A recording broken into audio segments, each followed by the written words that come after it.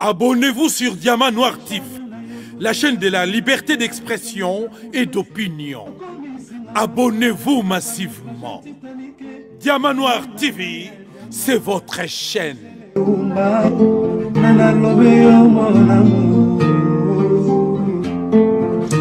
Téléfortifia de mon corps en cas de rechute. Alina kana bonela kailo kola bébé et moi. Et qu'il a monena pesa kinga ngumia suayeteo. Parce que nous on a yé pété lo kola na malemba. Kolina na ya diama. Gisele Umba. Kolina na. La chaîne de la liberté d'expression et d'opinion. Abonnez-vous massivement. Diamant Noir TV, c'est votre chaîne. Bonjour puis bonsoir na balandino surtout binos boza sur Diamant Noir TV. Bo se connecter, boya et belembote na bino mokili mobimba. Peuple congolais. Tozana invité na biso o to yebi malam na Diamant Noir TV Major Tito Mbanda oyo azali lelo breveté d'état-major, donc aza très intelligent ndeto yambakaye awa na kati ya Diamant Noir TV. Parce que poto solo la naye sur la situation yamboka na biso oyo ezo demeurer encore rouge nde esengeli to solo la naye et la spiritualité. Sans plus tarder tozo yambaye bandeko balande Diamant Noir TV vraiment tozo koyesa bino so koti na kati émission et loko liboso j'aime avant bandolanda wambalelo ebisa bandeko ba j'aime na ba partager réaliste même si ba partager vraiment vidéo mbango pona koyoka muto mayela linga loba donc esengi na bino bokota bino surtout boya mbango to banda kosola to yambi major na kati na biso. Bonjour Major Tito Mbanda, boni santé na yo pe libota mobimba boni bango baza malamu. Le saco maman Gisèle, le saco na balance, il y a Diamant Noir TV, ma pamboli à Nzambe Mokili na bango bas bipai bazali. Bokolongo na nzoto ezali tozali malamu libota liabiso lizali pe malamu boni pa na yo biso toza malamu après mambamboka moyo toza pena malamu ezate yango tolito yoka yo lelo penza bakongole bazolando bawamba lelo bakoti deja baza wana bafandi na bakiti mpona koyoka deja nini oyo mo major akoloba na mpokwa na lelo matoi na bango ezozela bazali ebele bazopesa dia bambote donc soto bito tanga bango nyonso to awa ekozala mwa pasi mingi kasi avant to banda mituna to retourna major nini oyo kuki koloba na batu nyonso bazolanda pe bakolanda yo na émission oyo. Merci mingi maman Gisèle pour motuna mona ngai tango na yaka na chaîne na yo na yaka kosala ba proposition la solution biblique pour mboka na biso. Lokola congolais surtout congolais ça peut que ça la proposition le lengeni mboka ekoki kokambama. Ngai na koloba na bandeko boy nazo proposer ba solution biblique pour mboka sur base ya ba fait compte tenu na mboka ndenge kambama depuis indépendance lelo. On a pas sa proposition que, bien sûr, bato bakoyi kosambia pona mboka baoyo baza na manduki te baza musika soki moyen yango bayeba na nani bakosambela nayebisaki bango bakende pa nzambe mokili na kombo ya Yesu Kristo po ete Yesu Kristo yeme ateyaka bayekoli baye bakende pa ya tata. Et c'est de former unité. Congo RDC est comme un seul corps humain. Corps humain, chaque membre est un rôle pour jouer Pomboka et qui est au bosso et fonctionner malam. Dernièrement, on a rappelé na bateau devoir à motomo qu'on a moko vis-à-vis Nzambe. Devoir raison principale Nzambe atia motawa aussi et ça pour kumisaï. Donc, on a Ecclésiaste, chapitre 12, verset 13. Donc, la fin du discours, crains Dieu, observe ses commandements. Donc, Moto Seigneur a respecté Nzambi, a adoré, à révéler, puis à garder, à bomba, le cas de bomba à trésor, mibeko yanzambe, mibeko on les alignés, mibeko Jésus, mibeko mis sur l'Ancien Testament, Jésus-Christ a résumé on a mis balé. Ils en a Matthieu chapitre 22, verset 36 à 37. Mobeko alibosile ko linganzambe, mokili alikolona se na motema mayo mobimba, na molimo mayo mobimba pe na makasi mayo maso. Oya mibale ezali kolinga moninga na ndenge omilingaka yo moko.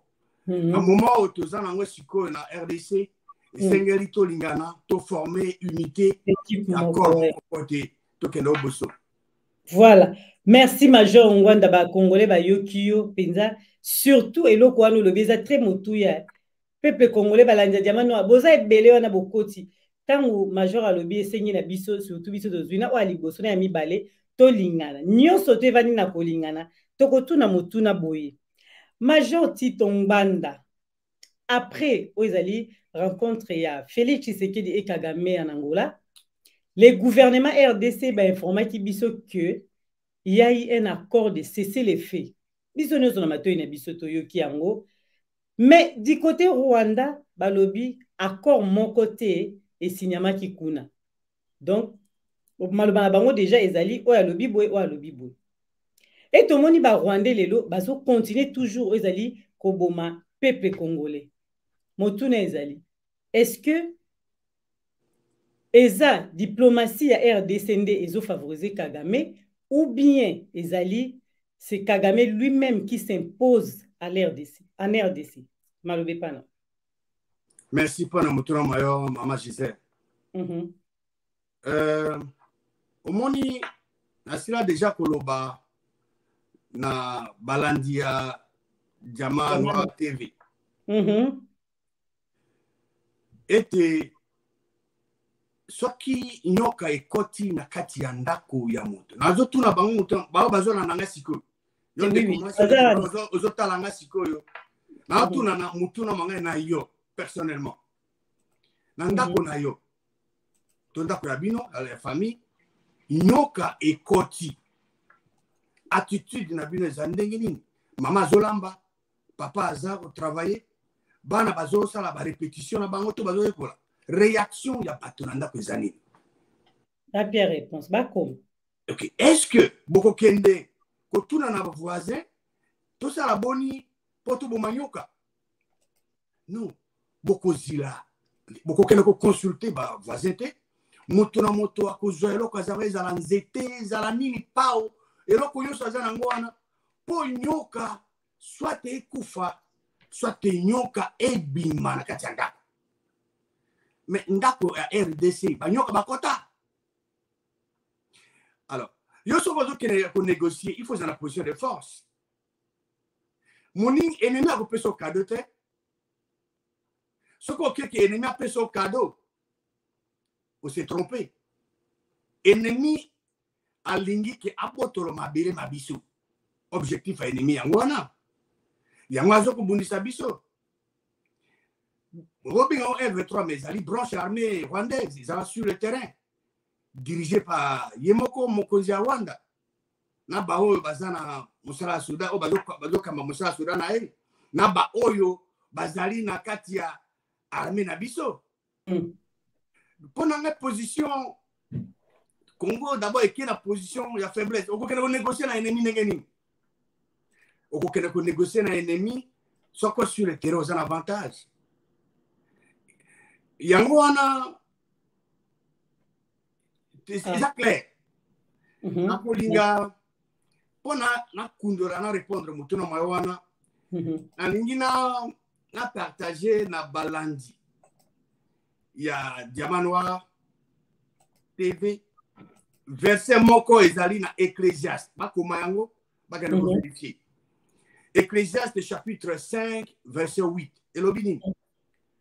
Si tu vois dans une ville, dans une province ou dans un pays, le pauvre opprimé et la violation du droit et de la justice, n'étonne point, car un homme élevé est placé sous la surveillance d'un autre plus élevé et au-dessus d'eux. il en est de plus élevé encore. Moto azo kamba province noto ekolo na yo. Ya azali élevé hein, aza moto élevé. Kasi soki version lobike, soki na mboka na yo na province na yo.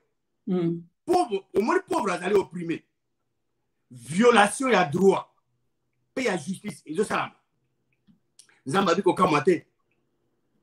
Pote o azo wana azo kamba province wana. O azo kamba ekolo wana. Atia mis sous surveillance au hasard plus élevé que Yé. Alors, au-dessus, les coloya, bangomi bali, oyo, azoko, azoko, ma province, no tombo kanayo. O, mali, na, o azali kone, bado, baba, susu bazali, kolo na bazali ebele. Mboka na biso, na koloba boy. Ngai na pisa ki période de grâce, na mokonzi ya mboka. Bon, mokonzi ya mboka soki azali na pouvoir biloko matali sécurité ya mboka esengeli ezala priorité de priorité ya mabele ya bana mboka pe biloko ya kita ya mboka. Je crois 3 ans passés hein, tant que armée na biso bapaya bazali na kati bazonga na mboka na bango te mboka na biso ekambami na moto mosusu na bato basusu. Parce que, oyazoka mamboka, na biso, yeme na ba décision personnelle. À cause de dictateur na moto mususu.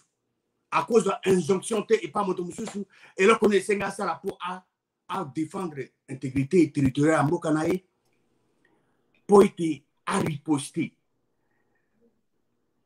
Ngana loba nga toujours na ba solution ya liboso, ya solution politique. Gagame la fois passée avec Yé, Azo s'est targué, Azo trop arrogant parce que a tondi ça na armée na biso, non seulement l'armée, na ba service nyonso, la défense, ba institution nyonso, ba tenez bazali. Yangwana Azo ça là, ba négociation sur Bazo Kendi, il y a dans la position de force. Alors, toujours ba siko et sika. Au fur et à mesure de progresser, si kanini ni les autres. Nengeni ngana ko nazala mokozi ya mboka nanga bapaya ba ennemi ya mboka na baza na armée nanga. Mokolo tokozwa na mboka na biso mokozi oyo. Omoni bapaya nyonso bazongi na mboka na bango. Tokomi ko kamba mboka biso me mokolo mona tozwi mokozi ya mboka. Mais pour l'instant injonction des autres mususu, les autres ailleurs. Parce que pendant un déplacement, les allégas pour obéir à l'instruction, il y a mon cousin Rwanda. Yeah. Ce cas où il y a des gens tant que va exploiter les richesses en boca en tenant compte de la souveraineté en boca. Ce que cela veut dire. Donc, les gens autorisés. Parce que, Maman Gisèle, je crois que ce oligarque, dans le bas, il y a diamant, que, tant que tu es là, ozala pomba, ozala makasi ndengeni, baboti babiso papa, babiso ateya, babiso abike, kobango moto mokote. Yeso ka tutu li kofa, le kyo azamo kolona yo, yo lukanzinga zinga, eloko kusala na ye, ok, avant zongela yo, il faut kanisa. Toko sala yango, lelo yo ba ressources, ba kita yambo kanabiso, ba izina ngo esami na Rwanda.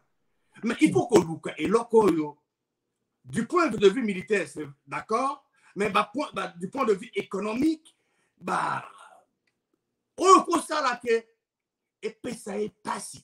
Ce qu'il est là, à supposer, richesse est un mot qu'on a besoin surtout au Etongi Rwanda. Ce qui est dans mon conzi oyo, il y a des dirigeants Congo, à des injonctions ailleurs que à Kangisi Barobine Nyonso, Maman Gisèle, dans une année ça est belé, ce qui Barobine Nyonso et Kangami, et là comment que les autres na Rwanda te. Soit il est moko à colocation ça et vous t'as qu'à makolo nae parce que l'olendo yo ça na richesse à Congo Alors ça va laisser Samboka na été. Alors pour la nuit ko kanga ba robinet nyonso wana. Ya zo ki sa e pasi. Azo ki so pasi. Yo soko yo bike yo zali mokonzi mboka kanga ba robinet. Kanga ba robinet nyonso afungoli azo sakana na azo separanga do donda ngo libana kanga robinet. Soko kanga robinet to ko ba yo zo kama mboka. Soko kanga robinet te yo zo kama mboka te. Vraiment major to landana nous extrait o ya muke bongo tozonga.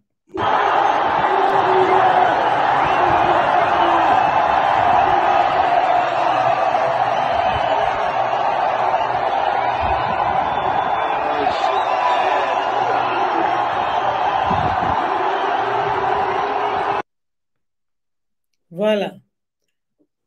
Major Bem Mbanda. Tango landi vidéo oyo. Commentaire ne koza nini na vidéo oyo to landi. Vidéo on a mon ezalaki na Sri Lanka. Ezali ila. Na lobaka na ba landi Diamanoir TV que balanda bateau te bateka bango bande to sambia. C'est bien. Naza d'accord, nazali contre te que to sambia pour na mon nazali d'accord, prier est très efficace. Il est qui même bombe atomique. Toko sambela mais kasi il faut toujours action. Bateau ya sur la ka otuko la kisawa. Bazana sambela bango basambela ka. Ba yebisa ki tenzambe yako kita. Loka nzala za mboka passe za mboka kita. Non, bango mei batelemi. Ba se mobiliser comme un seul homme.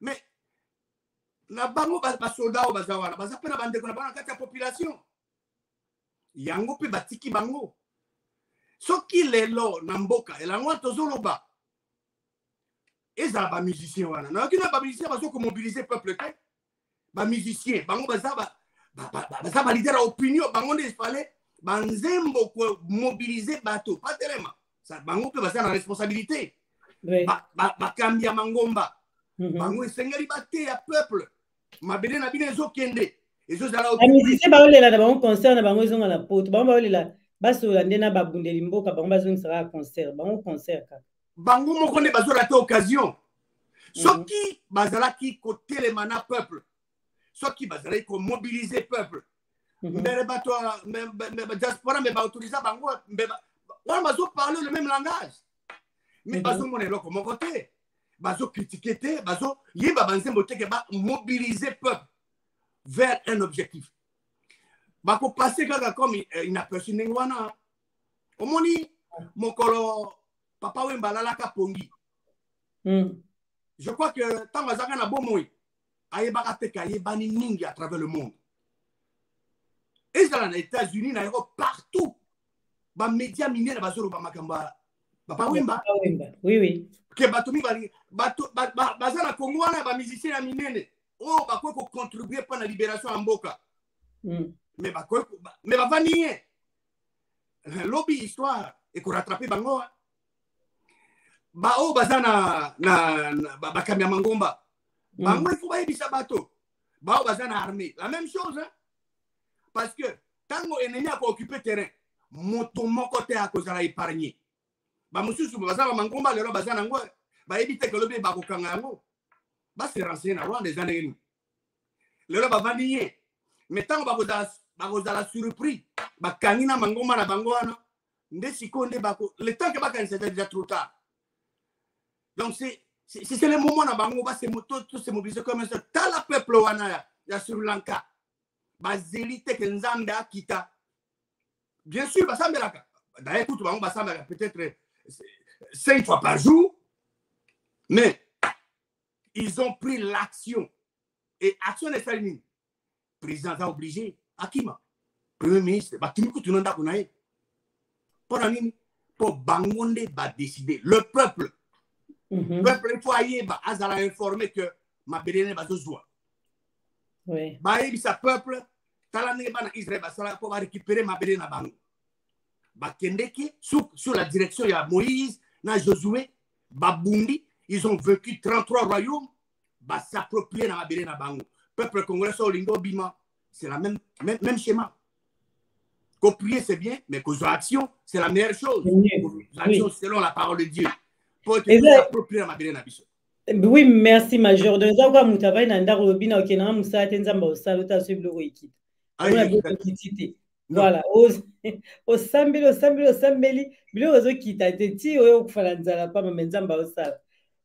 vraiment, Major, toza elongona yo maramozo, mais tellement motuya, to seki moki pour la musa congolais, peuple azolando, na boke binyo soto. À l'époque, à Mobutu, to tunana bongo. Démarche nini au gouvernement, ezalaki kosala lorsque nungu, et koti na kati ya mboka, ou soit ba ennemi, ceux qui ba attaquer mboka, ibando sa mandeni. Maman Gisèle, les amotuna kitoko. Ngai, merci. Nazalaki formé la division Kamanyola. Défunt commandant à la brigade générale, défunt et coucou.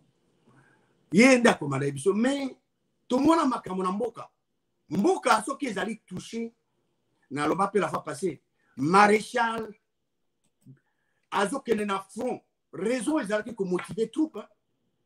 Tant que yo moni mon konzi mboka aye avant de pembeni. Peuple basoda bazali surmotivé, azali sûr que mbongo azope c'est comment ration comment ils attendent na zoyoka que mbongo ebima ezokende na terre ezotika na Kinshasa peut-être 90% ezotika na Kin mais bato bakozala motivé ndenge diplomatie ezalaka toujours bon on a formé en tant qu'officier oui. Il y a un peu de comprendre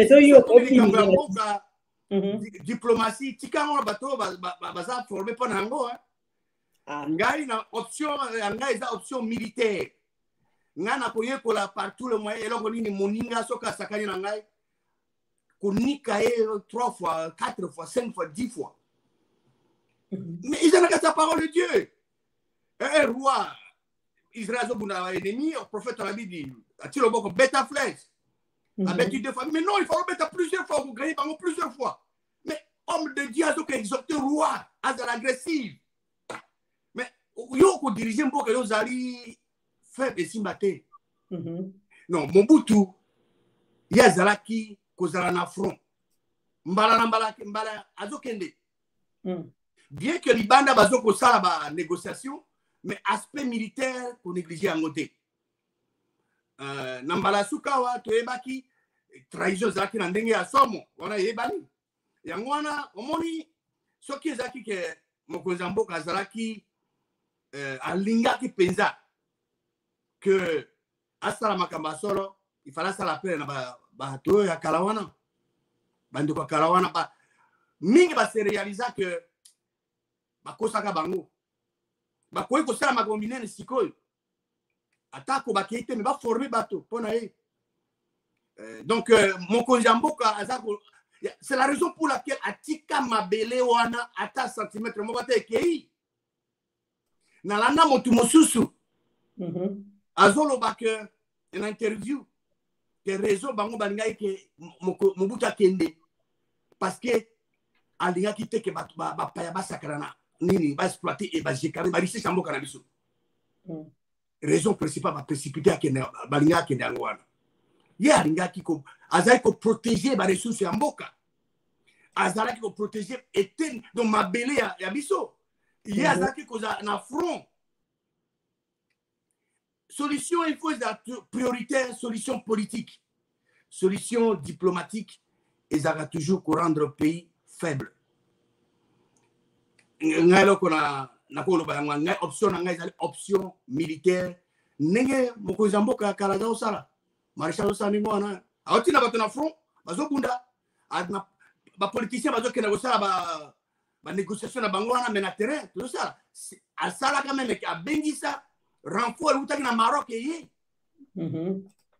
yo so zali mokonzi mboka ozomona ke bazo bloquer yo senga bato osala bona bon terme ezalaki ya kobomba mate tango ba Marocain bayaka na Congo na Zaïre à cette époque-là c'était connu biso pe to kana aussi ça bato basusu alors on peut ngai ko copier mokonzi oyakala na aspect wana que armée azala makoki bibondeli oyo ya solo kozala pene mpona kosukisa monguna. Je crois que c'est la meilleure solution. Na matoi ya bakongolais nyonso tu bazolando na moni ba jamais mata ebele bandeko po babandi ya kosignaler video nanu toko musika te donc ezosenga bino tant tolobaka toujours bandeko nyonso tu bokoti na kati ya émission vraiment s'il vous plaît botia ba j'aime ebele parce que maloba makambo major azoloba ezali makambo ya makasi soko tie j'aime te vraiment désolé pour bandeko musu bazwa information. S'il vous plaît, donc bandeko, neka tuza ko senga pa ina bino, bandeko ba rolanda biso partout na mokili momba, o ba rolanda biso après, ezali problème te ba royoka toujours oyo, lelo major azoloba. Major Mbanda, d'après l'expérience oyo yo lelo ozanango, surtout dans l'armée, oyo peuple congolais aza kolanda parce que yo zali breveté d'état-major. Ndengo zomona, qu'est-ce qui se cache entre Félix Tshisekedi na Ezali Kagame et base ya conflit na bango lelo et outi penza wapi ndengo zomona maman Gisèle mutuna na Ezali mutuya. Merci. Kagame nga ko benga mokoro moko te mon frère. Pourquoi? Parce que azali criminel azoboma ba congolais. À Banyango les lotés. Il continue à tuer. Alors, pendant que Moutounyo soit benga Kagame frère, on a quoi associé na Kagame. Ça les bases équipe moko. Na évité Congolais oyo azoko fonctionner normalement. A une situation à Congo, à Koko benga ye frère. Alors ça veut dire qu'Azali frère naïe dans le vrai sens du mot. Est-ce que Azali frère naïe dans le domaine spirituel, dans le domaine physique? Donc, nous avons jugé sur base de déclaration à Sali.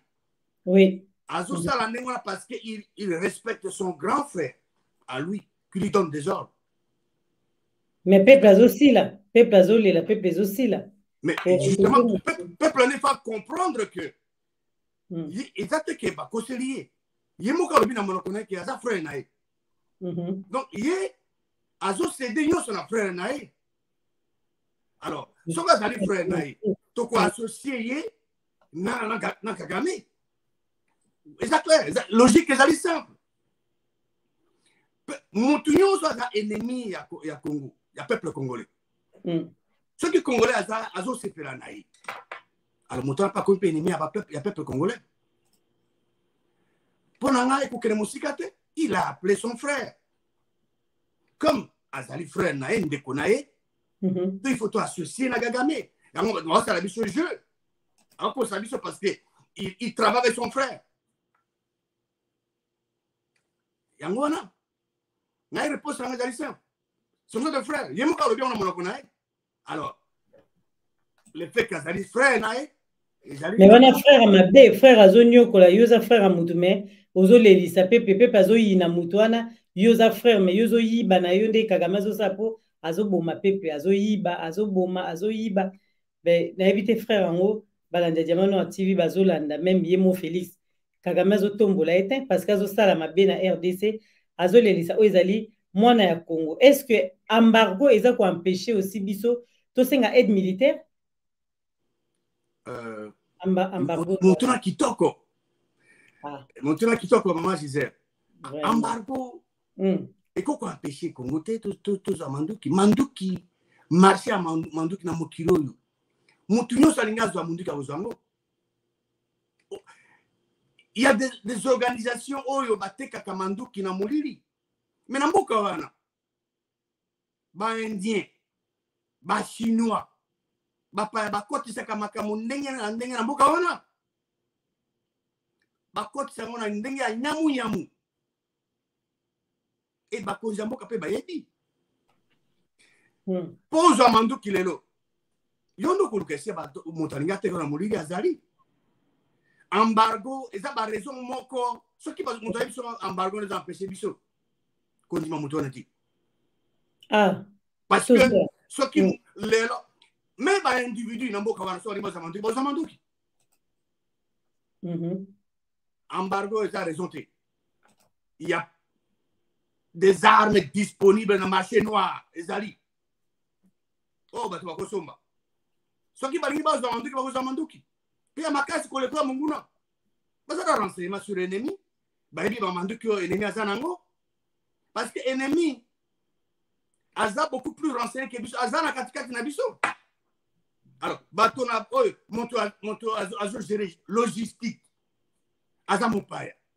Alors tango manduki mazoya azoyeba bazana boy bankula bazwi manduki eleki biso banyati boye bato biso bapakati mbangu esengeli koluka na bamarché noir toyebi deja monguna eloko aza nango toluka mpe manduki tosomba tokotisango mpe na ndenge ya nyamu mais ezali etumba balandi ya Diamant Noir TV bagarde na intelligence na bango exemple ya nyonko ekoti na kati ya ndako ya bino solution yango wana moto na moto akati ya ndako wana il faut réagir, il faut azwa nzete, il faut azwa pau n'importe quoi nyoka ekufa ou bien nyoka ebima eloko tokosala ba ennemi yango wana ennemi oko embrasser ete ennemi oko négocier na ete déjà bengi ennemi déjà bengi ennemi aza ennemi ennemi aza bengi ennemi c'est ça. Pour le tomoni gouvernement RDC bakomi kondima bango moke ba Rwanda nde baza sima ya ba M23 kasi motuna tokotuna liso epai ya major likambu ya banzambe komi benda bika surtout na mboka na biso lelo mama Congo yo mopoti kolo bango surtout bonzambe na kati ya mboka ekomi likambu ya benda bika mais major biso tokotuna po yo yebi mingi pe côté spiritualité yebisa biso lelo qui sont les vrais adorateurs du seul vrai Dieu. Merci, maman. Je disais pas la moyo. Je crois que les alliés très importants pour Nambo Canabiso. Oui, il y a un autre oui, dans le bâtiment que Sambela est bien, que Sambela Zambe Mokili. Donc, il y a le Sam, on a vu ce panaye, na comme il y a Jésus-Christ. Donc, il y a le Sam, pas Marité, pas Jésus, pas Motomosusu. Soit-disant bassin, non, donc il y a le Sam, pas Nzambe Mokili, na comme à Jésus. Mais les lois, la question de tourner les âmes, en ce qui concerne l'adoration, il y a vrai Nzambe. Si on regarde à Mangoma et Belé, je crois que Batoabatoazan n'est pas comme ça Nzambe. Bamusu bazana ba bougie, bamusu bazana hôtel, bazana ndenge ya kumisa. Bamusu kutana ba église bate oh, ngonga adoration yango bato ateremu. Est-ce que nous sommes une déclaration yo o bato asalaka? C'est ça l'adoration. Toko kene ali obanzambe totala eloko mwana ya nzambe yeme ya loba. Jésus-Christ. Ouais. Maintenant, avant Tokoba, aujourd'hui les vrais adorateurs, les contraires, lundi, il y a Diamant Noir TV, les contraires, il y a vrais, les amis. D'accord, et faux. Dans mon kilo, tu as deux sortes d'adorateurs. Vrai adorateur bazali et faux adorateur bazali. Tokotanga ma Jésus-Christ à comment disons à l'Oba pardon. Je dis à l'Oba on a Jean chapitre 4 verset 23 à 24. Jean 4 23 à 24. Jésus à l'Obi ngonga eye ngonga zo ya pe ici déjà kokoma. Où les vrais adorateurs adoreront le Père en esprit et en vérité. Alors que ba adorateur a solo tata na eli mupena bosolo. Tozolanda bazokoma. Ce sont là les adorateurs que le Père demande. Nzambe tata. Ye asenga kabobele ba adorateur wan.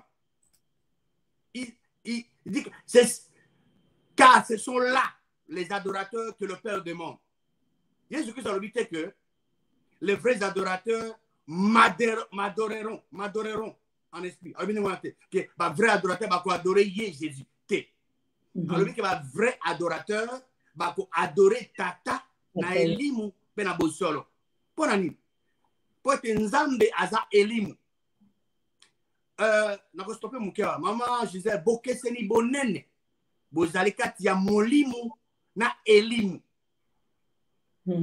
Tango nzambe asalaka moto ati moto azaki lokola edembi.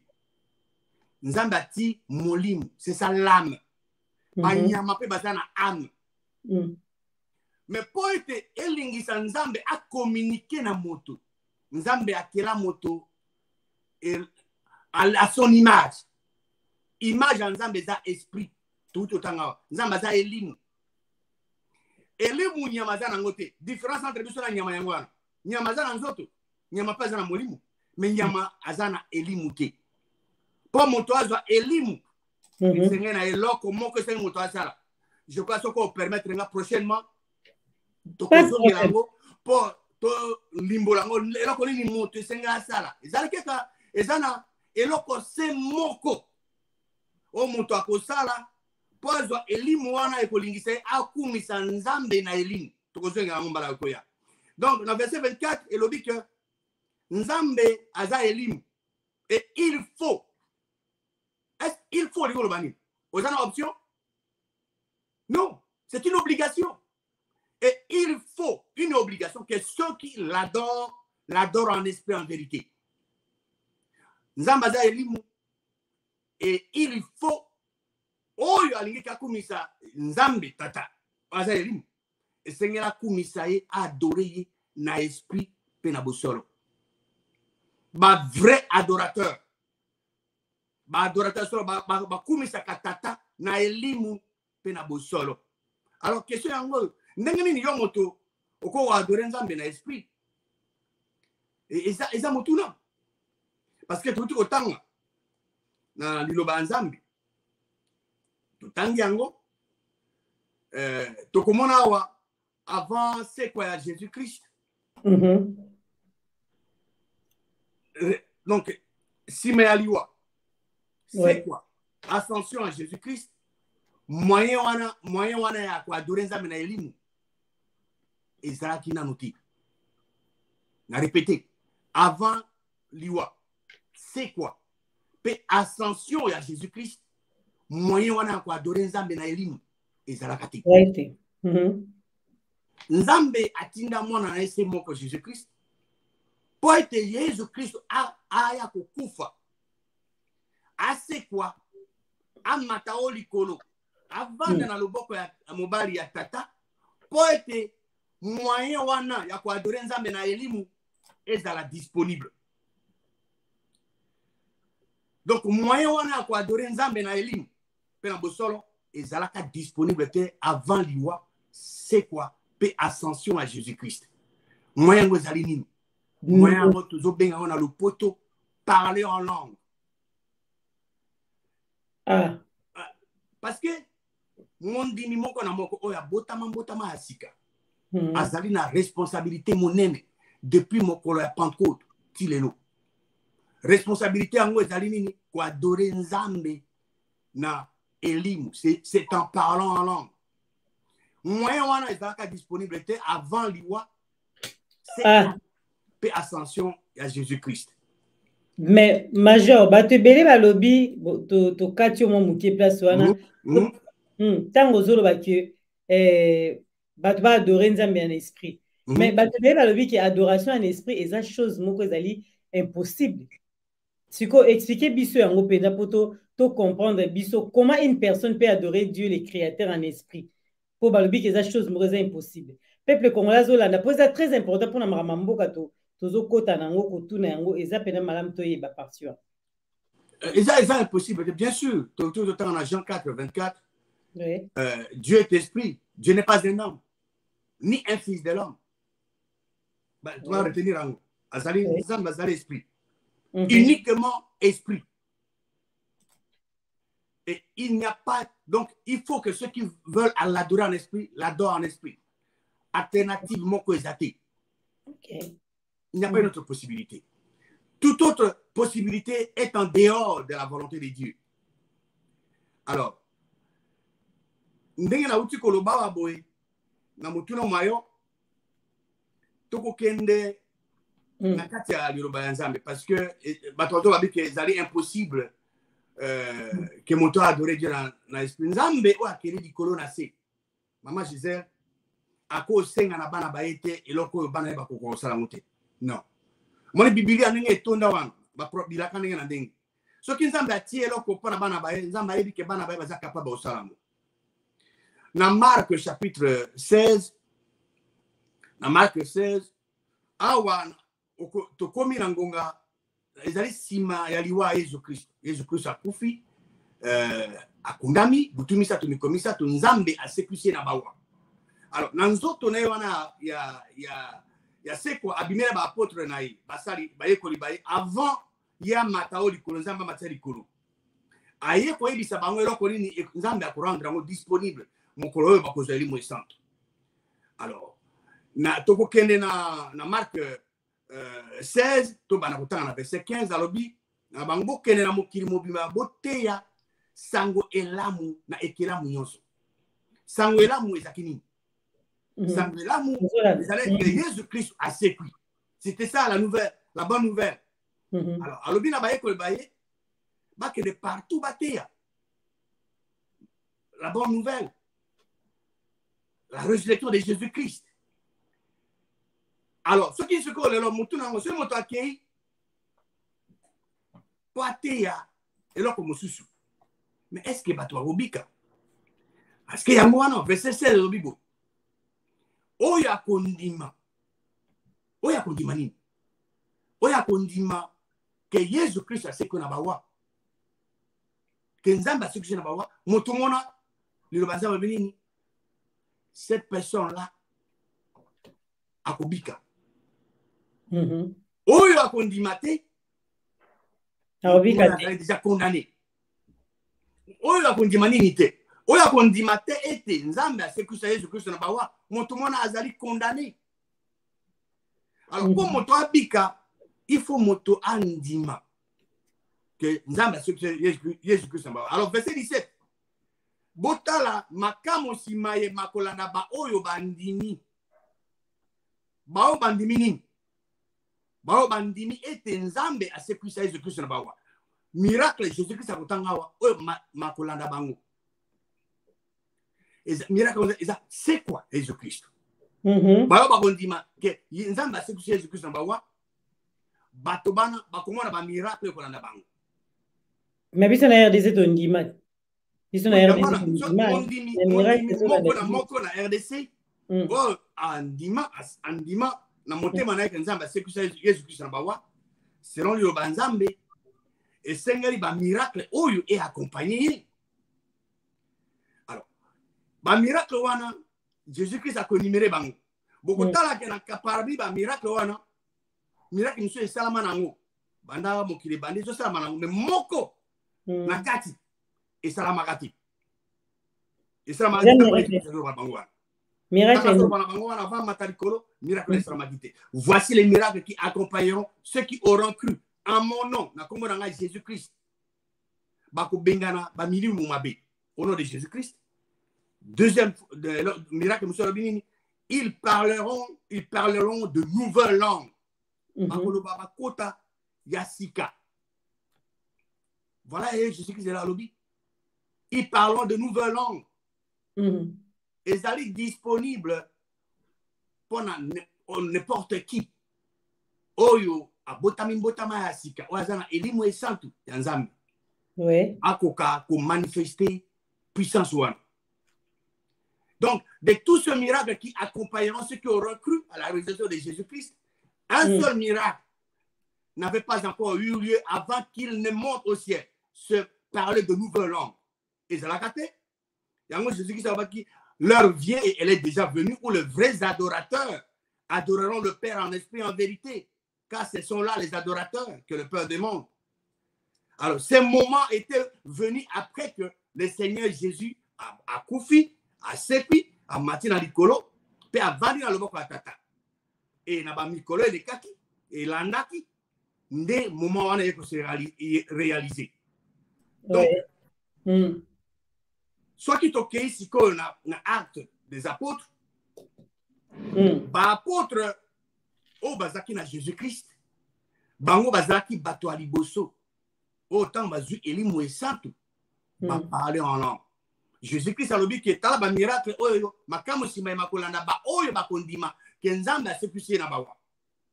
Moko ya bamiracle eza nini? Koloba na bakota ya sika, de nouvelle langue. Je voudrais donner une précision. Nouvelle langue oyo bato bakoloba ezali lokota oyo ezali inconnu na yo moto ozoloba. Ndenge yo mama zero zora na ngai balandi ya diamant noir bazora na nga sikoyo. Oyo babotami mbotama sika pe bazali ko parler en langue bakovanda bazavandi na bango calme ndenge ovandi wana mais bazo ko parler en langue na kati ya calmement na motema na bango. C'est possible.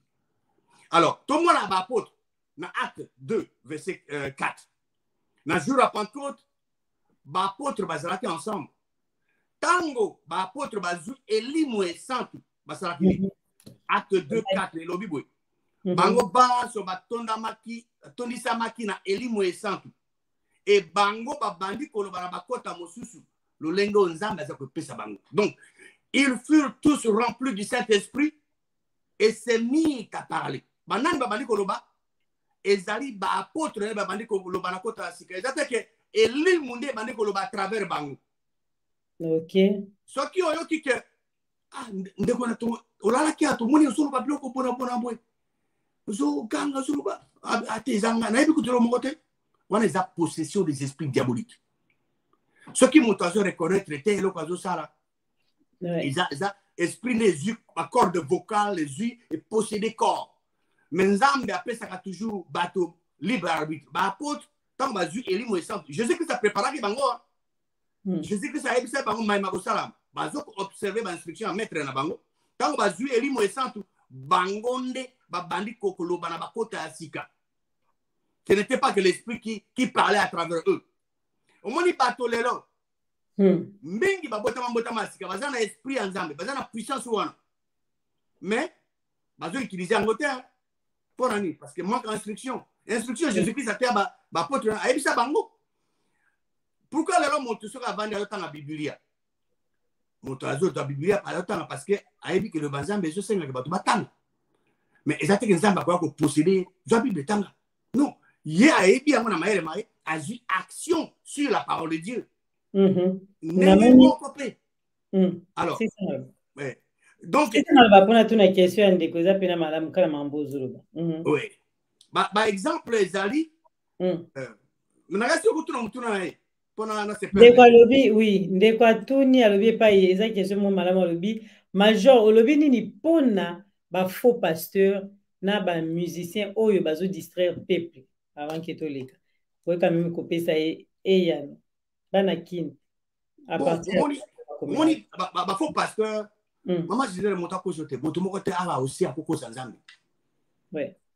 Bato bazo bimana komba nzambe bazo kosa sort na bango ezali. Di futa na bango ezali. Kosa na ona mata mosusu. Et comme vrai cop hein. Lobi que vrai cop na baleki ut bat poke ça chaque jour. Bako sanzango. Bako vomira, bako sanzango. Yo kosa na moto mosusu. Yo ke no mi kosa na komba moto mosusu mais nzambe osakana naye. Mais kene osakana ata na moto. Mais Nanzambe ko mécanoté. Bagnon ba faux bato bazo bima soit disant baza ba pasteur mais bazo servir diable. Ils vont payer très cher. Et ça pendant la image na kopesa balandi ya diamant noir ba comprendre yango. Ba faux pasteur et ça mona moto azwin beli azomi kote sa yemo kona tolo. Ami bo yemo ko ba yelo ko sa yango. Bango moko. Okosa kana Nzambe te. Yo il faut te ya onzamba lobi raison on a insisté que bango ba te ya peuple mai Nzambe asala pona bana Israël comment Nzambe a délivré bango pour être basala pona mboka ngaso on a ya koloba na asa ba proposition na ngai lelo na sa proposition sur comment adorer Dieu en esprit et en vérité mais nazo pesa ba référence pour ba kene kotanga yango na ebisaka balandi ya diamano a TV que soki omoni moto atelemi liboso na yo alinga loba liloba selon aloba matali nzambe to liloba ya ye kozala intimidé na titre na été parce que yinda comme Biblia te Biblia eza nzambe na za auteur soka afungoli monoko na ngalo ba nzambe sala attention yokaye zwa makomi examiner otala soki azokosa tozo ba vérité bangone bandimi faut vérifier hein soki basali na nzambe nyonso banote ya biso boye nde bien nde bacouple bato ebeba te nde mboka lelo toza na souffrance oyo te nde mboka ekufi ndenge ezokufa lelo te po basali na nzambe modele batelaka biso yango te bazana bango ça dépend de l'esika bato ozokende mais yango nazoko armé bango ba vérifier ezate motor bino oh moto oyo alingi ke avoisin na poto asala boye otuni ekomami wapi ono ekomi tura bato bapesa $100 tura $50 ekomami wapi pasteur yonde mondimi yo tuna di pasteur ozoloba boye eza nini eza wapi non nzambe abini ngona te dime na moto bazala ba puissance makasi bata 50 bazo ya mo malembe ya 30 parce que bazo monela bato po bato bazo bossa na verset ya Acte chapitre 17 verset 11 ba garder verset 1 tala bonene ya apôtre Paul oya nzambe apesi révélation a commis ba épître adressé à l'église akena bere azoteya ba croyant wana bere bazoko koma makomi bazoko bazui oya azoteya na bolam na lombangu mais bazalaki ko examiner makomi pona kotala soki mayazoro bezali correct eza exact il faut attirer la bonne chose en wana il faut en wana mais mon major lelo na moni za ba question bazoto ba question bedo ya biso kuna estilité mais o bande ko pesa malamu to tu na ngoka mibale nanu to za na ka mibale wana ba msu bazela sima po biso tona ba question na biso moko ndeko moka lobi major bakoko na biso babelaka na kombo ya Yesu wana eza question mona tu na mbala moko apo répondre ndeko mususu Elisa lobi mon major lakisa biso ndenge nini tokoyeba ba faux pasteur. Donc, tu as des questions, on répond à mon pouce pour y avoir des ébélés, pour comprendre quand même de quoi bazar. Oh, il y a question mi balé, il y a faux pasteur, n'a pas préféré na zonga mon sous la référence biblique pour la kisango. OK. Mais oh, il y a mutuna liboso. Nambala sima. Tete, ouais, mutuna liboso, zonga mutuna liboso. Mutuna liboso lobi, mon major, est-ce que va kokona biso? Babelaka kombo ya Yesu mutuna neza kitoko mbala eleka na lobaka bo bato nazali contre te bato ya kokumisa bakoko ngai na tuna mo question moko na bi mais Jésus Christ ayesima kobanda ancien testament Adam na Eva ba Moïse ba Josué ba sambela nani ba sambela Jésus Christ. Jésus-Christ a gagné noté. Ba prophète Jésus-Christ a gagné. Ndenge ni brusquement boy bato ba tiki nzambe ya solo ba kobe pas Jésus. Jésus oya yebisi bango que bo sambela tata za na likolo. Wana eza œuvre ya Zabulu. Zabulu yonde ko mwasi nde ko mbalo zola na ngai. Zabulu objectif ne alingi azala adorer comme le seul vrai Dieu. Ce qui est à parvenir pour convaincre batute ba pese adoration wana yeza bula kosala nyonso akoki pour être adoration ya vrai nzambe ekende pa ya moto mosusu ne ba sala na Jésus to na Marie to na basantu to ekende na eloko mosusu to na eloko mosusu mais nzambe asola zwa kembote non ba poko na biso bazako ekomami na Biblia ba mosusu zo sambela nzambe koko abotanga abota papa na pardon ye na pesa ndakisa wa musuka azu mupaya abimi akeli banda azo benga kombo ya nzambe ya tel azu bapaya nazo tinda songo pakala na zamba azo abanyama wana para bapaya abengi papale kinangai ko bande kota na zamba azu munduka kei oka abeti azo bima azo bina banyama asamba Jésus Christ azaka te na erwana. Il faut pas que ne pas raisonner. Mais ba miracle ba Moïse, ba Josué, ba homme de Dieu, ba Sala, ba David, ba nani. Jésus-Christ a zalakate. Ba ba sambela nani. Nzambe ya solo. Alors, yo zo sambela Jésus, ozo ka résultat, ozo continuer. So ozo sala e loko. Mbala na mbala, ozo za résultat, mais changer. Et Seigneur ko kende pa nzambe ya solo na kombo ya Jésus-Christ. Ko kende Jésus-Christ n'a jamais. Maman je na koloba loko moko lelo. Na balandia Diamanoir TV. Il n'y a aucun verset biblique dans toute la Bible où je sais que va sambela Jésus. Il n'y en a pas. Exacté. Mais nzamba atia mon Bible bato bazo comme ça Jésus pourquoi? Il n'y a aucun verset biblique dans la Bible qui dit que vous devez adresser vos prières à Jésus. Exacté. Mais Babosani, dans l'Ancien Testament, prophète, Jésus-Christ a zala quitté. Babosani na bango. Jésus-Christ est moko até bango la kisi bango non. Dévier. Donc, nous continuer à apprendre à l'ingaki, nous allons permettre ngai. Nous allons apprendre à ça concernant adoration véritable. Oui, comme ça, voilà, na tout na motu na ngokambala moko bongo continuer opesa biso to retourna po bandeko ndeko ya faux pasteur a rozango na basima. Toleli ko ba lolenge batu bazolo ba ke soki pona o ezali ba adoration mbelelelo mboka na biso o tebi mama Congo nde esi échanger. Ndenge peuple congolais zolo. Y a-t-il des exemples au biso de retourna biblique oyo batu lelo o baza kolanda yo ba congolais surtout ba comprendre bato ba opéra qui cette adoration du seul vrai Dieu. Merci pour la mutuna mayo. Avant de répondre à la mutuna mona na linga ki na yebisa na la kisana bato adoration na ezali na kati ya Biblia. Soko ba ke na 1 Corinthiens. Ah d'accord. 1 Corinthiens. Tu vas dire verset belé ba otanga nyonso tous les lots faut pe ba ndambo ba verset. C'est ça. Ouais. Dans 1 Corinthiens 14 verset 2 le dit que moto azolo bana langue, azo parler en langue, ya azolo bana batoté. Mais azolo bana nzambe.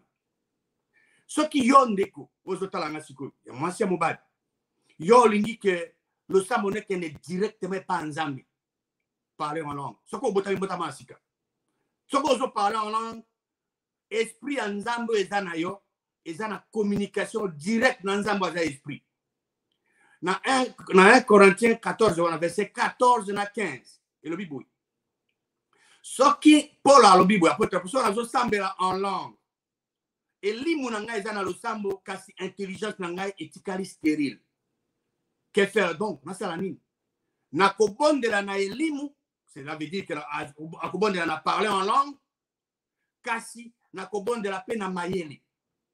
Lelo, c'est disponible bateau. Bako kumisa nzambe na mayele. Ezali okumisa na langue na yo oyo yebi oko adorer na langue oyo yebi c'est possible après alobi na koyemba na elimu kasi na koyemba pe na mayele donc 2 jours wana ya prière lelo eza disponible depuis jour à Pentecôte prière en esprit parler en langue pe prière en intelligence na monokambo kana yo to mono to ko to ko utiliser alors to ta siko bandakisa na ndakisa liboso to komona ezali na acte des apôtres acte chapitre 10 Corneille azalaki mopagano azaki commandant ya basoda mokama ya azali ko respecter nzambe atindi message atindi ange pana ya atinda moto et pas ya apôtre Pierre aye pana alors apôtre Pierre aye okomona wa Pierre à côté ya seko liwape seko ya Jésus-Christ. Na verset 40, acte 10, verset 40. Alobi na bango nzambe a seko si Jésus-Christ na 3e jour. Pe apalingisi abim amonana. Na bato banso te kasi na ba o bazaki ba témoin ya pona ki avance na nzambe. Na ba oyo balia kinaye pe ba mela kinaye. Sima o nzambe a seko si na ba wa. Verset 42. Et Jésus a pesi bango mitino ba te ya bato banso. Ba tester que nzamba a établi juge ya ba bato na bazana bomoi pe na bawa. Parce que Jésus-Christ est le premier-né de mort. Donc, comme je connais verset 44. Le quoi la Pierre a zaï kolobama lobamana. Pierre a zoté à c'est quoi? Pardon. Pierre a zoté à liwa. Mais c'est quoi Jésus-Christ? Parce que Corneille a zaki prudent. Quand on a eu message, a sangisa ki libotana na bateau, badazinga zingane, bas à l'ensemble, bas apôtre Pierre allez. Pendant qu'ils ont prononcé le discours naïe, babi eli moesatu ekiteli bao ban so bazai koyoka liloba nzambe. Sans exception. Mutuma ota eswaki. Bato ban so bazai ko na bazui elimu.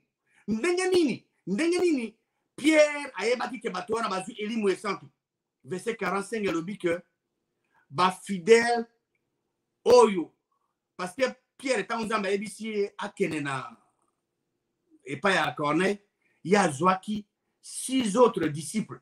Ba judéen azaki ba akere na bango alors ba fidèle wana o ba judéen wana o ba yakina Pierre bazala ba kamwaka eloko ni kamusi bango ke likabo eli mosantu ekiteli pe ba pagano po ete bazako yoka bango ba pagano bazolo bana kota bazolo ba langue pe bazoko kumisa nzambe car il les attendait parler en langue et glorifier Dieu.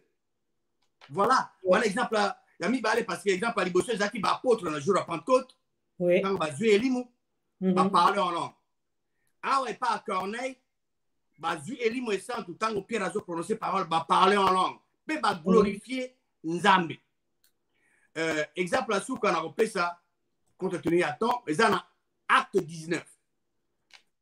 Ah ouais, tant Paul Apollos à dans la Corinthe, Paul tant à celui qui parcourir la province d'Asie, a commis à Éphèse, a coutani na ba disciple, a tuni bango.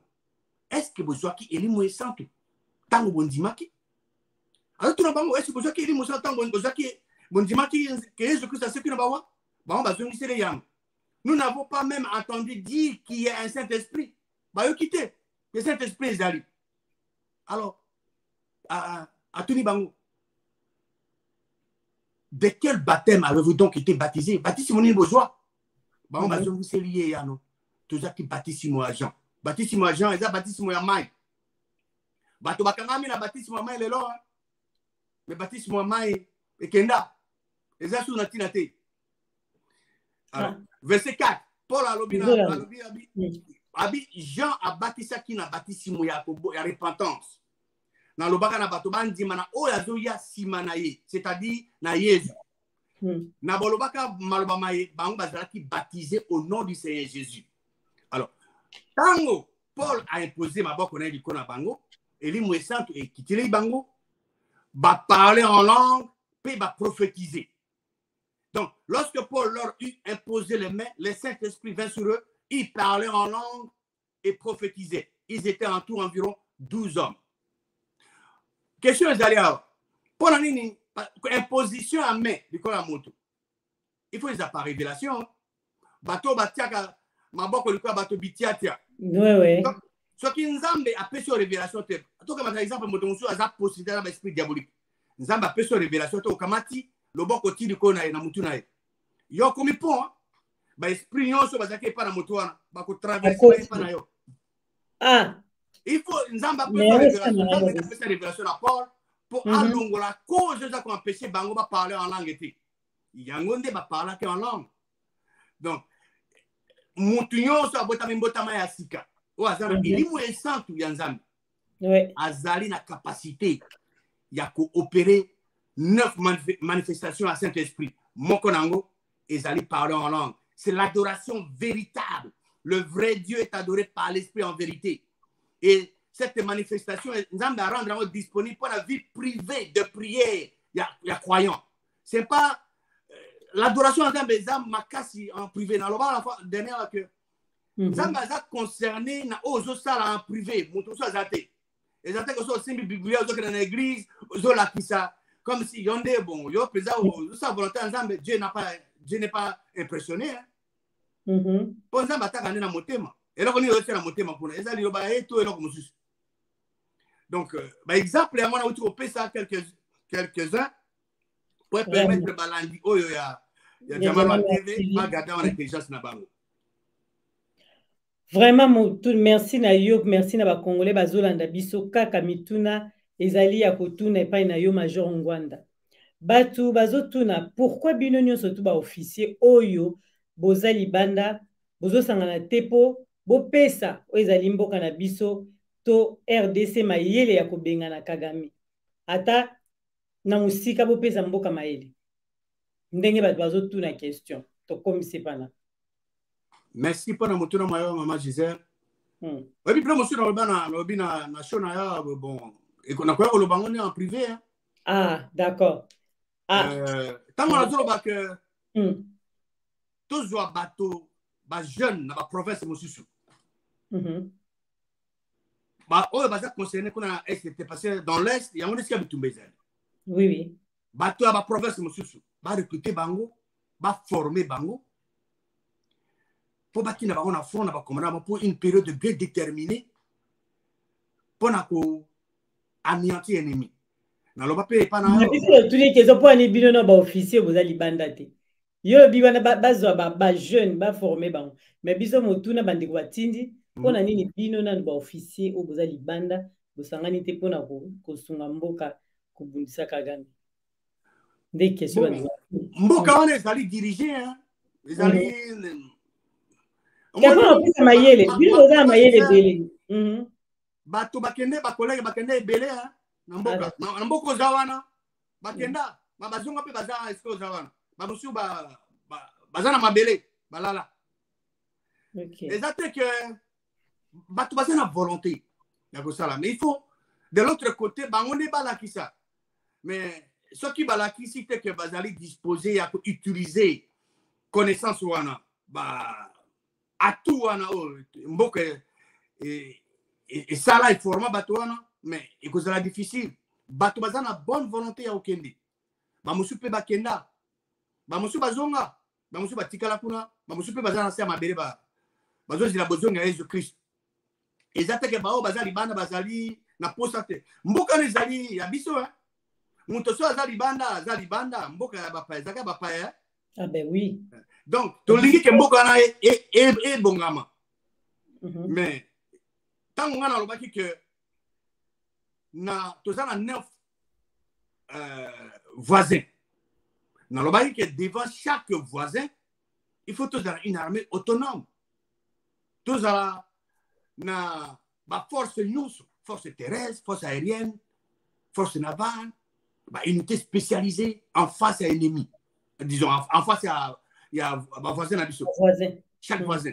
Tant que kuna il faut toujours la force et la dissuasion et la casse que ceux qui sont congolais moka kufi ceux qui battent la biso bakiti kuna minimum au moins centaines de personnes des ennemis à comprendre mais pour ça là il faut un bateau ba former bateau non bateau peut bazala mieux équipé mieux payé pour accomplir mission tous allez disposer pour mboka on peut ça ba idée c'est exact à boutin zamboka na biso mais il faut monter ça à un conseil à retourner ceux qui montent à tunité yo ça ndenge maman Gisèle ah wana congolais nyoso na mato ya peuple congolais batamayele bazali ko comprendre en tout cas ba maman Christine Ngwanda o baolanda biso bazo comprendre maman na biso na Suisse azolanda ba mavero bazolanda biso baza ko comprendre ba wamba lelo ba mama o baza na kati ya Diamanoir TV o bazolanda biso na poko na lelo po mo totanga biso so te toza ebele na kati ya Diamanoir mais totanka ba mama ba papa te ba papa pe bazolanda biso o bazolanda biso na bandaku na bango tokolo baboy Major Ngwanda bimisa nanu oyebisa biso lelo peuple congolais azoyoka yo na o nyonso tolobi lelo mboka na biso so toli koloba ezo saigner aujourd'hui mboka na biso mama Congo ezo saigner quel message d'espoir oyo yokoki lelo kopesa biso ba congolais tozolanda Major maloba totikeli en tout cas maman Gisèle oui mutuna nayo eza kitoko merci moni message nanga ezali simple et clair depuis 62 ans depuis l'indépendance na biso tozokende nulle part soko ozosala eloko mbala o mbala aux autres ont le même résultat. Il faut changer. Au moins, l'État laïque, l'idée on a écouté pas ensemble, na partagé qui n'a pas auditeur, na 1 Samuel 8, verset 4 à 7. Nzambe azaki roi ya Israël. Yeme mokozi. Armée, commandant en chef, yé justice, yé nyonso, yé yazaki nyonso pona bango. Abimisi ba na Égypte, ameni bango na terre promise. Azaki toujours roi na bango à travers ba juge na ba prophète. Bana Israël ne bango moko ba rejeter Nzambe a réussi bango te. Na mokili oyo tozali na lumière, tozali na ténèbres. Nzambe asora za lumière. Nzambe oyo aza ténèbres.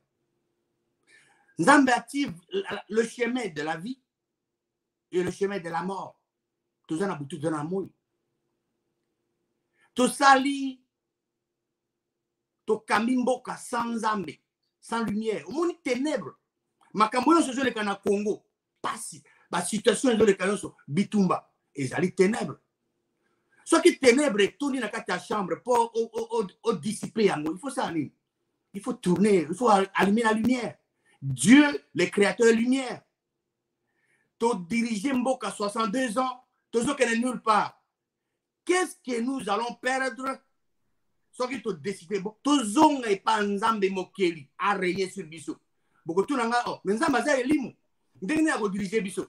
Na uti kolobawa. Azara qui dirige Israël. À travers Moïse, à travers Josué, à travers le prophète, le juge. Tu crois que ça l'appelle les lois? Tu tiki kolanda bateau. Tu copies bateau bateau, tu copies au bel Nzambe au apesa biso mabele à RDC. Tout ça la constitution na biso, tu élaborer selon la parole de Dieu. Parce que la constitution de Zanango lelo, constitution de Zanango est élaborée pour protéger l'intérêt à une poignée d'hommes. Toute la constitution, Nzambe, Dieu ne fait plus exception de personne. Non. Tu as élaboré une constitution basée sur le principe immuable de la parole Nzambe. La loi Nengemoko.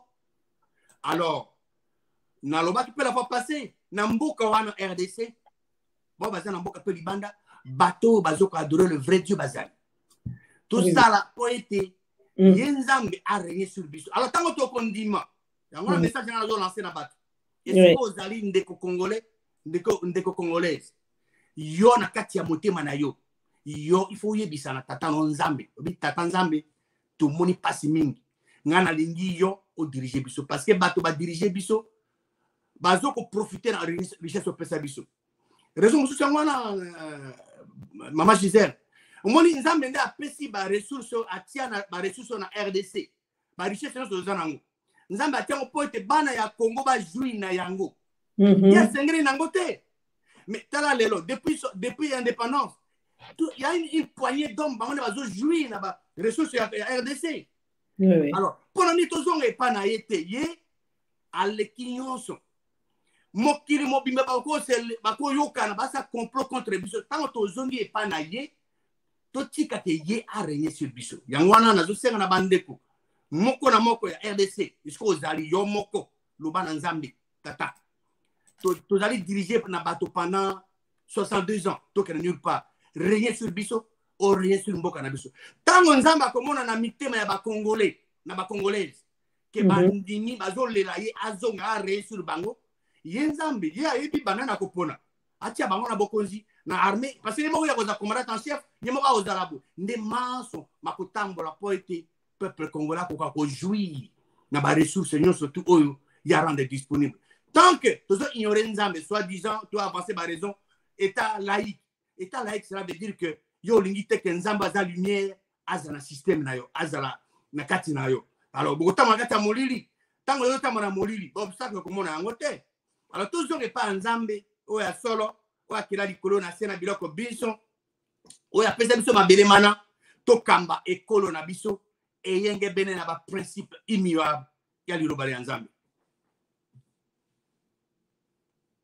Merci na Major Balandio na boke binos na moni ba commentaire telmeza kitoko yo moko landa na suka ya émission sur 8 tangu ya kotanga ba commentaire nyo surtout pona pokona lelo tangu ngonga ezala kabandeko ba Orlando malamu presque chaque dimanche Major Azali na kati ya Diamant Noir TV pona kozo ba info toujours ezali ko concerner mboka na biso na ezali spiritualité mais la moni au répondre question de côté obi na mbala sima ou alobi pona ba faux pasteur faux pasteur faux prophète oui bon non batubana na kozonga na forte détail na ba référence mais bango mosana bango koloba les contraires ya lilobanzambe bazo diviser droitement lilobanzambe te pour lilobanzambe il faut la droitement diviser pour produire ba effet ce qui parle de des alliés gauchement divisé et qu'on produit ba conséquence.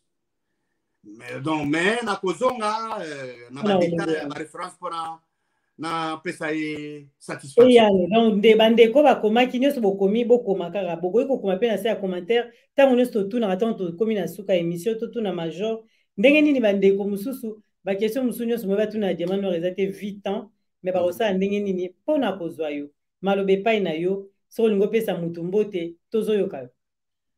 Bon ngai na opesa mbote na balandi bans bon balandaka Diamant Noir TV eska bazali ba to bans oyo bazolinga ete nzambe mokeli a régner sur biso bango bazalo sako na ngai pe mabenisi mingi ya nzambe mokeli alors so balingi ba komelanga ba koyo komelanga na ba balingaka français ba ke na YouTube qui dit la parole de Dieu qui dit la parole de Dieu ba kotika message wana tout comme bako souscrire pour na tiaka matéria wana mbala na mbala to bakena puissance pour la vie de notre nation, puissance pour la vie de notre nation. Voilà kuna lingala na tiaka français na zo combiner.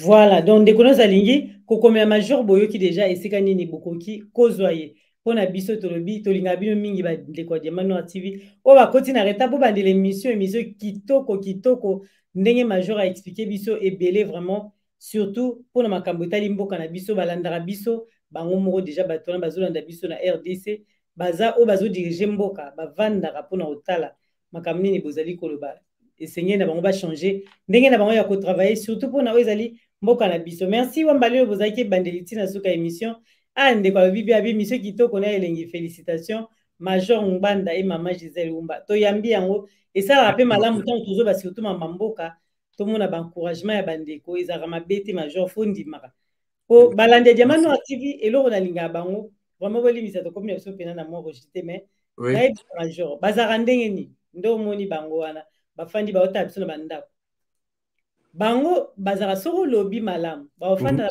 bango neti ba bavandi oka bazolanda na classe bavandi tranquille bana maye mais soki BBC bayoka soni te donc nanga mona ko gérer bango te pour ba kotomboka na kati ya Diamant Noir mais ti sikoyo bayamba na mabuka ofungwama c'est que message na yo eza makasi parce que ezali moto na mapinga ozopesa biso mayele ya kitoko yango na moni bango nyonso bazobetaka na omona ka ba bravo na moni ata kofinga te ka ba bravo en tout cas merci na yo Major penza pona message kitoko opesi biso na poko na lelo tokutana na mbala sima elongo na balandi nyonso tu ya Diamant Noir TV tolingi bango mingi à très bientôt. Oui, bye. Abonnez-vous sur Diamant Noir TV, la chaîne de la liberté d'expression et d'opinion. Abonnez-vous massivement. Diamant Noir TV, c'est votre chaîne.